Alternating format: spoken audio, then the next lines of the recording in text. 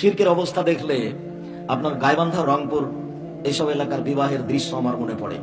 রংপুর, লালমনিরহাট, নীলফামারী, কুড়িগ্রাম, পঞ্চগড়, ঠাকুরগাঁ, জয়পুরহাট, বগুড়া, গাইবান্ধা এসব ডিস্ট্রিক্টের বিবাহ পড়ানোর দৃশ্য আমার মনে পড়ে। এইসব কথা স্মরণে আসলে ওইসব এলাকাতে মেয়ে যেখানে বসে থাকে ওখানে বিবাহ পড়াতে যায়। মৌলানা সাহেব যায়, কাজী সাহেব যায়, আরো কে কে যায়, চেঙ্গাপিলে যায়, হইচই করে।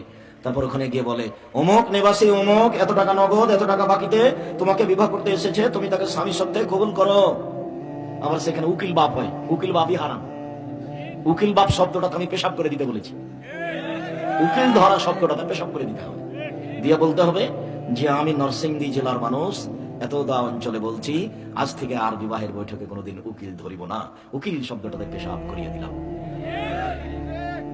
উকিল তোর বাপ, তোর বাপ ছাড়া তো বিবাহ হবে না। যত বিবাহ হচ্ছে কোর্ট কাছারিতে সব বাতিল। বাপ ছাড়া বিবাহ বাতিল, বিবাহ বাতিল, বিবাহ বাতিল। এই কথা আমি বলিনি, এই কথা মুহাম্মদ সাল্লাল্লাহু আলাইহি সাল্লাম বলেছেন। মান্না কাহা বেগাইরি ইজনে ওয়ালিহা, যে ব্যক্তি বাপ ছাড়া, বাপের অনুপস্থিতিতে চাচা ছাড়া, চাচার অনুপস্থিতিতে দাদা ছাড়া, দাদার অনুপস্থিতিতে নিজ ভাই ছাড়া, বা এদের উপস্থিতিতে দায়িত্বশীল ব্যতীত এমনিতেই বিবাহ বসে গেল, সে বিবাহ বাতিল, সে বিবাহ বাতিল, সে বিবাহ বাতিল। ওর মিলন জেনা, ওর মিলন জেনা। 7 ছেলের মা হলো জেনা, সবাই অবৈধ। কোর্টের বিবাহ বাতিল, তাকে আবার বিবাহ পড়াতে হবে। উকিল বাপও হারাম। উকিল কেন? উকিল বাপ কেন?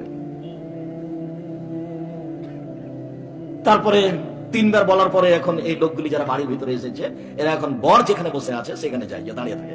তখন বসে থাকা লোকগুলি বলে, আপনারা কে? আমরা এই বিবাহের উকিল। মেয়ে কবুল করেছে? জি করেছে। আপনারা শুনেছেন? জি শুনেছি। তখন বলে, তাহলে বসেন। মনে হচ্ছে পাগলামি কারবার, হিন্দুদের বিবাহ লেগেছে কলার গাছের চতুর্দিকে ঘুরে। ধর্ম পাগল হয়ে গেছে। নরসিংদী এরকম কিনা আমি জানি না, কোন বিবাহে উপস্থিত হয়েছে কিনা। তবে চাঁপাইনবাবগঞ্জে এমন কোন বিবাহের এমন একটা নীতি নাই যেটা যায়, সবই হারাম।